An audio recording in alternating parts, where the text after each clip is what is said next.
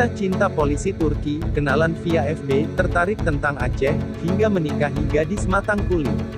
Masalah jodoh selalu menjadi misteri, jodoh adalah takdir, maka tidak ada seorang pun di antara manusia yang tahu tentang siapa jodohnya pada masa mendatang dan hidup bersamanya, meskipun berbeda negara dan berjarak ribuan kilometer dengan bahasa dan budaya yang berbeda pula.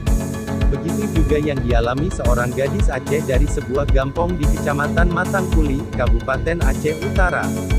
Skenario pertemuan mereka berdua bermula saat berselancar di media sosial Facebook. Terkadang, semua angan dan keinginan belum tentu menjadi kenyataan bagi yang mengharapkan. Sebaliknya bisa jadi harapan indah itu datang pada orang tidak pernah dia bayangkannya. Kisah haru biru nan fantastis ini dialami sendiri oleh seorang perempuan Aceh kelahiran tahun 1996 itu bernama Intan Monika, 25 tahun asal Gampong Blang, Kecamatan Matangkuli, Kabupaten Aceh Utara. Anak pertama dari 3 bersaudara ini merupakan buah dari pasangan suami istri Saifuddin dan Linawati. Intan Monika tidak pernah menyangka kalau dirinya dinikahi oleh seorang polisi di negara Turki bernama Baba pada tanggal 27 Juli tahun 2018, tepatnya 3 tahun yang lalu.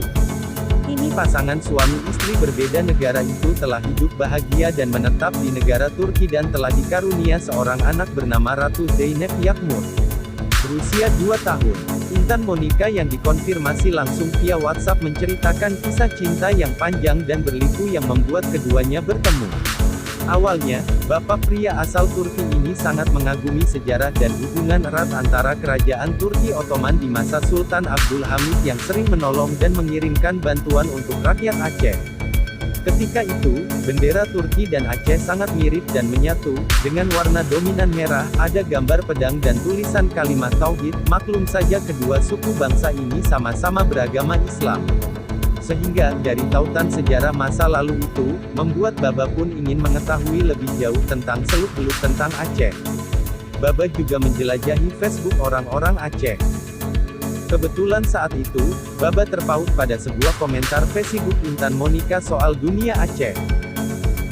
Kesempatan itu dimanfaatkan Baba untuk mengetahui lebih jauh lagi tentang kehidupan orang Aceh. Sehingga keduanya saling berbagi nomor kontak WhatsApp dan sering berkomunikasi dengan saling kirim pesan lewat teknologi komunikasi itu. Meski kenalan masih seumur jagung, namun Baba ternyata menyimpan rasa suka pada Intan Monika. Bahkan ketika diajak menikah, Intan masih menjawab iya, dengan iseng dan tidak serius. Kesan pertamanya senang ya, bisa berkenalan sama orang luar negeri, dan waktu itu belum kepikiran untuk nikah, karena Intan juga sedang kerja. Namun sambungnya, setelah kami bertukaran nomor WhatsApp, disitulah Intan mulai suka sama Baba karena orangnya itu baik dan soleh. Pertamanya waktu Baba ajak nikah, Intan senang, yang bikin saya tidak senang dia suruh ke Turki, untuk nikah di sana, sebut Intan. Terus ia menjawab iya, bukan berarti dirinya mau ke Turki untuk menikah di sana melainkan biar membuat Baba senang.